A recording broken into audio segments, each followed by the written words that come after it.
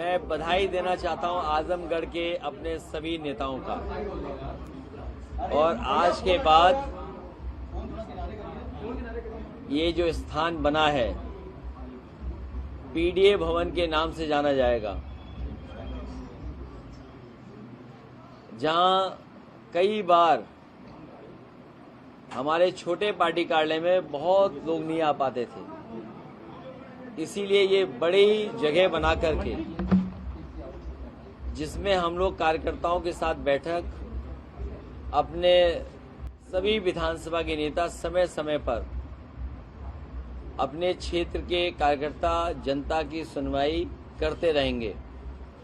जहां आजमगढ़ ने 10 विधानसभाएं 2 लोकसभा जिताई हैं, नेताजी को, धर्मेंद्र को और मुझे भी बहुत कम समय के लिए मौका दिया यहां सेवा करने का।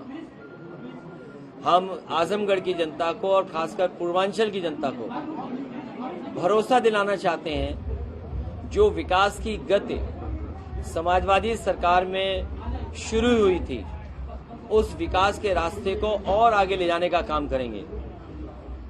ये एक्सप्रेसवे का बनना, इसका अलाइनमेंट, इसकी टेक्निकल डिजाइन, फाइनेंशियल बिड या जितने भी एक्सप्रेसवे के मानक होते हैं, उस मानक के तहत और देश की सबसे प्रतिष्ठित जो कंपनियां थीं, उन कंपनियों को टेंडर देकर के केवल इस उम्मीद और इस भरोसे के साथ कि 17 में सरकार समाजवादी पार्टी की बनी गई थी, सरकार में LOI नहीं इशू हुआ था। हालांकि इलेक्शन कमीशन से परमिशन भी मिल गई थी और LOI इशू नहीं हुआ था और परिस्थितियां बदल गई, सरकार नहीं बनी। जिस क्वालिटी का समाजवादी पूर्वांचल एक्सप्रेसवे बनना था, जिस समय इसका शिलान्यास हुआ था, विधानसभा के सामने हमारे साथ जितने साथी बैठे हैं, आदरणीय बलराम यादव जी, आदरणीय माधव प्रसाद पांडे जी, आदरणीय हमारे दुर्गा प्रसाद जी, रामासे विश्वकर्मा जी, पार्टी के जिलाध्यक्ष हवलदार यादव जी, संग्राम, या जितने भी साथी जिनका मैं नाम नहीं ले पा रहा हूं, अंबिका चौधरी जी, आदरणीय अंबिका चौधरी जी, ये सब लोग शामिल थे उस विधानसभा के सामने। लैंड एक्विजिशन से लेकर के आगे, तो जिस मानक के साथ ये बनना था, उस मानक के साथ नहीं बनाया सरकार ने, जिसकी वजह से आज भी उछलते हुए आना पड़ता है। और सोचिए तो आप इस बात को कि मुख्यमंत्री जी ने अपना जो गोरखपुर लिंक बनाया है, वो भी शायद 6 लेन का नहीं बनाया, और बनते बनते जो पहले बन जाना चाहिए था, शायद इतना महंगा कोई एक्सप्रेसवे नहीं बना होगा।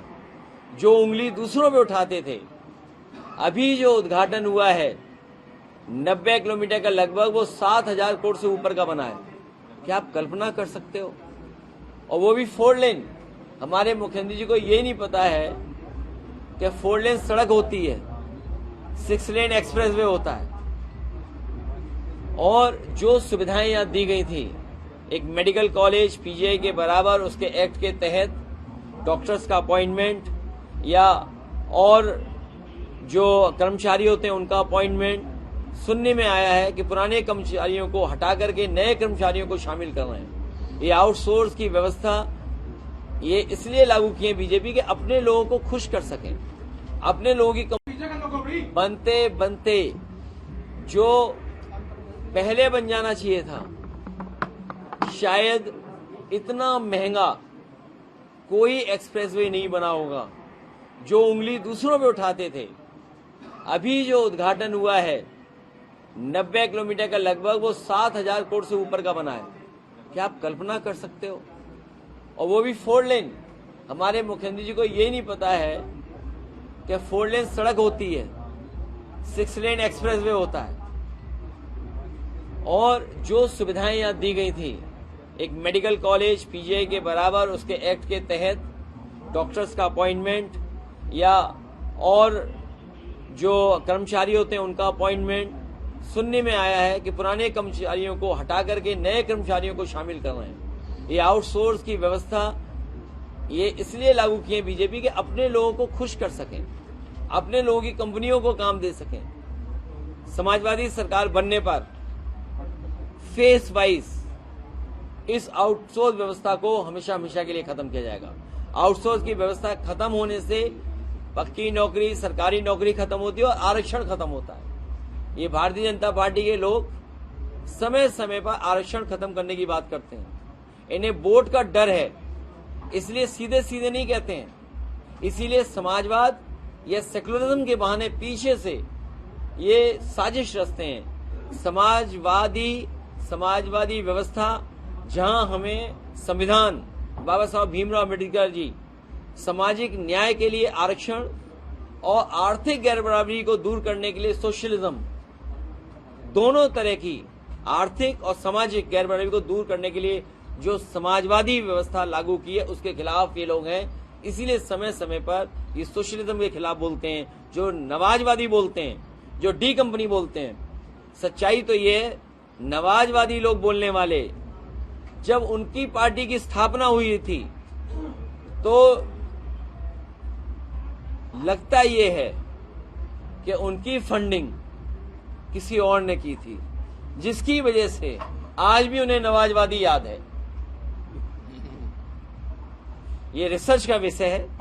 मुझे उम्मीद है कि आप रिसर्च कर करके सच्चाई बताएंगे और जब सच्चाई सामने आएगी तो आप पाएंगे कि कभी इन्होंने अपने स्थापना के समय पर अपने कार्यक्रमों को सहयोग करने के लिए कुछ ऐसे लोगों का साथ लिया था, वो अभी तक नहीं भूल पा रहे हैं। और जहां तक आजमगढ़ के लगाव की बात है, बीजेपी के लोग दबे ही जवान से कहते हैं कि कहां हमें मुख्यमंत्री थोप दिया दूसरी पार्टी का। जो मुख्यमंत्री जी हैं वो अपने बारे में बोल रहे थे, क्योंकि वो बीजेपी के सदस्य कभी नहीं थे, वो बीजेपी की स्थापना में भी शामिल नहीं थे। यहाँ जितने लोग बैठे हैं समाजवादी पार्टी की स्थापना के लोग हैं। सर, आज आप आजमगढ़ में आए हैं, इतना जो पूर्वांचल का एक भव्य कार्यालय का उद्घाटन किया और मंच से आपने पीडीए भवन का नाम भी रख दिया, तो सर इसको लेकर बहुत से लोगों के बहुत सुझाव थे। पीडीए भवन में जहां आजमगढ़ के जितने भी महापुरुष हुए हैं, जिन्होंने समय समय पर आजमगढ़ और समाज को दिशा दी है, उन सभी लोगों को याद करते हुए पेंटिंग के रूप में या उनके प्रतिमा के रूप में इस पीडीए भवन में, इस पीडीए परिसर में उनको भी सम्मान देने का काम हम लोग करेंगे। हुआ था ओम प्रकाश राजभर, इसको लेकर ओम प्रकाश राजभर भी कंफ्यूज दिखाई दे रहे हैं और लोग भी कंफ्यूज। इसका मतलब क्या है? किसका? ओम प्रकाश राजभर, ओपी रातभर। ये बहुत महत्वपूर्ण सवाल आपने पूछा है। इसको जानने के लिए आपको एक कलम और कागज उठाना पड़ेगा और थोड़ा अपनी ही खबरों को दोबारा देखना और पढ़ना पड़ेगा। जैसे उदाहरण के लिए आपके गोरखपुर के बगल के जिले में एक एमएलसी कूटे गए। एक आईएएस जो मुख्यमंत्री के बहुत खासम खास थे, जिन्हें जिम्मेदारी थी इंसेंटिव दिया जाए, वो इंसेंटिव नहीं मांग रहे थे, कमीशन मांग रहे थे। तो ये नए तरह की व्यवस्था है जहां इंसेंटिव ही कमीशन है। और कभी कभी ओसीएम ने डीसीएम के पत्र देखे, उन पे कोई कार्रवाई नहीं की। कलम उठाएं, कागज उठाएं और देखिए उनके अधिकारी कैसे परेशान हैं। पहले यहां ट्रांसफर, फिर यहां ट्रांसफर, फिर यहां ट्रांसफर, फिर यहां ट्रांसफर। ये उजाले में नहीं होते। कैबिनेट ने एक बड़ा निर्णय लिया है और जेपीएनआईसी को एनडीए के हैंडओवर कर दिया है। जो कमेटी थी उसको भी भंग कर दिया है। आज भी कैबिनेट में निर्णय लिया है। ये किसको दे दिया है? एनडीए को। वो एलडीए को इसलिए दिया होगा कि समाजवादी पार्टी को लेना आसान हो, क्योंकि आपको कोई संस्था तो चाहिए होगी, क्योंकि आपने पहले कोई कार्रवाई की होगी जिसके तहत आप कुछ कार्रवाई नहीं कर सकते हैं। इसलिए एलडीए को देने से अब आसानी से बेचा जा सकता है, दिया जा सकता है। इसलिए मुझे खुशी है इस बात की। अब एलडीए को जब दे दिया गया है जेपीएनआईसी चलाने के लिए, एलडीए का काम है कंस्ट्रक्शन करने का, नक्शे पास करने का, चलाने का नहीं है। जिस तरीके से उन्होंने और चीजें बेची हैं या और चीजें चलाने के लिए दी हैं, मैंने उदाहरण के लिए कहा था कि लखनऊ में जो सबसे बेहतरीन और शायद देश का one of the best market space जो क्रिएट किया था, वो बीजेपी की सरकार बनते ही बेच दिया गया था। जो प्लासियो मॉल है वो एलडीए का बनाया हुआ था। इसी तरह बहुत सारे और प्रोजेक्ट बने थे जो दूसरे विभाग ने बनाए थे, लेकिन इस सरकार ने बेच दिए थे। मुझे लगता है एलडीए पे जाने के बाद रास्ता आसान हो जाएगा। इटावा वाली घटना में भैया क्या कहेंगे? काफी टूल पकड़ रहा है यूपी के इटावा में जिस तरीके से कथावाचक के साथ अपमान हुआ, उसको लेकर जिस तरीके से आपने उनको बुलाकर सम्मान दिया पार्टी कार्यालय में, जिस तरीके से अपमान किया जा रहा है जाति विशेष के खिलाफ, इसके बारे में क्या कहना चाहेंगे? अभी मैं आपको कई घटनाएं बताता हूं। बलिया में एक बार वन विभाग मगरमच्छ नहीं पकड़ पाता तालाब में, और कई हफ्तों के प्रयास के बाद मगरमच्छ नहीं पकड़ पाए। तभी मैंने एक अखबार में तस्वीर देखी कि उस गांव के नौजवान जो निषाद बिरादरी के थे, वो अपने कंधे पे रखे मगरमच्छ को ले जा रहे थे। मैंने बुलाया, उन्हें सम्मान किया।